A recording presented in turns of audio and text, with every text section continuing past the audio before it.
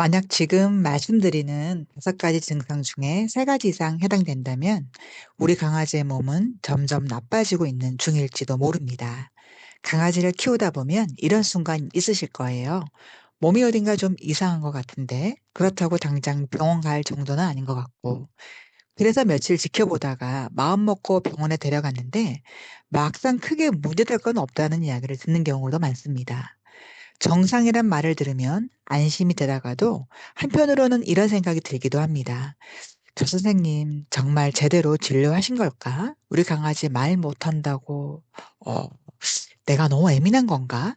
그런데 이런 애매한 증상은 결국 검사 수치나 데이터에 의존할 수밖에 없는 것이 현실입니다. 왜냐하면 우리 아이들은 말을 못하잖아요. 저 역시 17년을 함께한 강아지를 그렇게 떠나보냈던 경험이 있었기 때문에 오늘은 우리 아이들의 건강이 나빠지기 시작할 때 나타날 수 있는 신호를 딱 5가지로 정리해 드리려고 합니다. 첫 번째는 발을 집요하게 하려는 행동입니다. 많은 보호자들은 강아지가 발을 핥으면 단순히 깨끗하게 관리하는 거라고 생각을 합니다. 하지만 한쪽 발이나 손목 부위를 계속 핥는다면 통증이 있다는 신호일 수 있습니다. 특히 노령견이라면 관절염이나 염증 때문에 그 부위를 핥으며 스스로 통증을 달래고 있을 가능성이 있는 거죠. 발 주변 털이 갈색이나 붉은색으로 변해 있다면 오랫동안 핥아왔다는 뜻일 수 있으니 꼭 한번 확인해 주세요. 두 번째는 이유 없이 헤갰거리는 것입니다. 운동 후나 더울 때 헤갰거리는 것은 자연스러운 행동이죠. 하지만 시원한 실내에서 가만히 쉬고 있는데도 계속 헤갰거린다면 주의해야 합니다. 입꼬리가 뒤로 당겨지어 있거나 눈을 가늘게 뜨거나 귀가 뒤로 붙어 있다면 단순한 더위가 아니라 통증이나 심한 불편함의 신호일 수 있습니다. 세 번째는 기도하는 자세입니다. 앞다리를 쭉 뻗고 가슴은 낮추고 엉덩이만 들어 올리는 자세를 말합니다. 놀자는 자세와 비슷해서 헷갈릴 수 있지만 꼬리를 흔들지 않고 몸이 뻣뻣하거나 눈빛이 불안하다면 조심해야 합니다.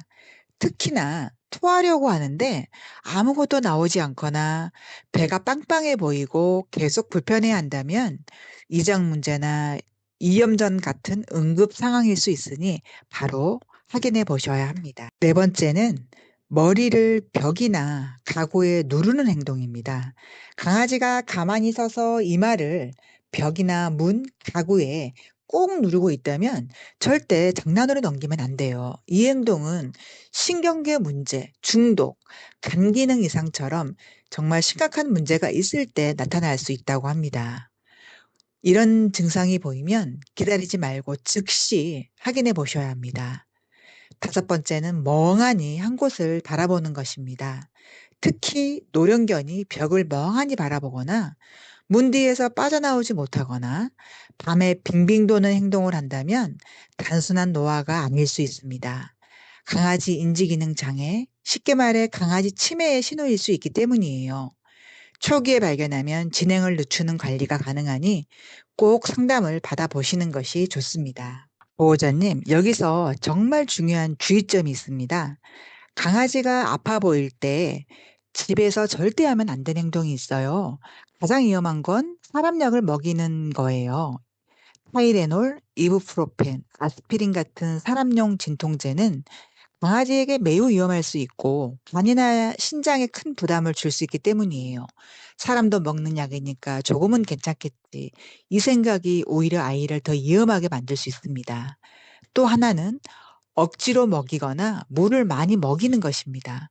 구토가 계속되는 상황에서 음식을 억지로 먹이면 더 토할 수 있고 물도 한꺼번에 많이 먹이면 다시 구토를 유발할 수 있습니다. 그리고 인터넷에서 본 민간요법을 따라하는 것도 조심해야 합니다.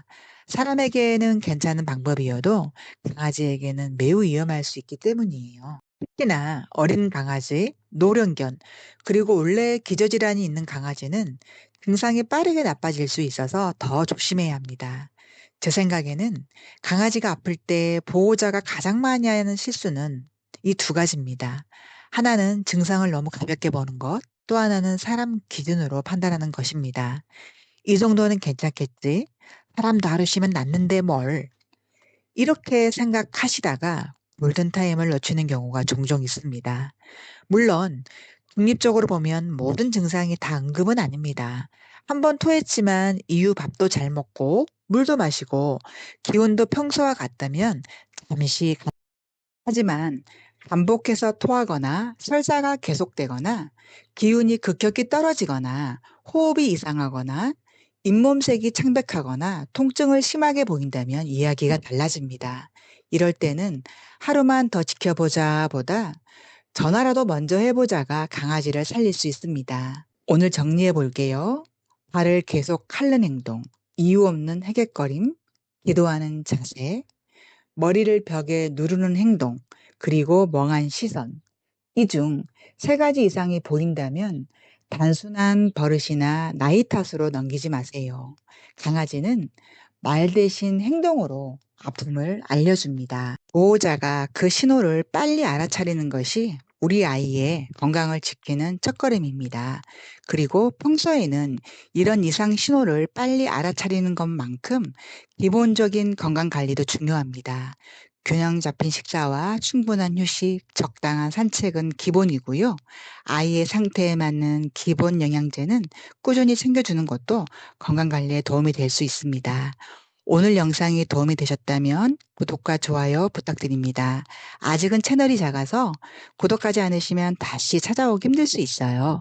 앞으로도 소중한 우리 아이들을 더 건강하고 오래오래 지킬 수 있는 이야기로 찾아오겠습니다. 더 자세한 내용이 궁금하신 분들은 아래 댓글도 꼭 확인해 주세요. 오늘 시청해 주셔서 감사합니다.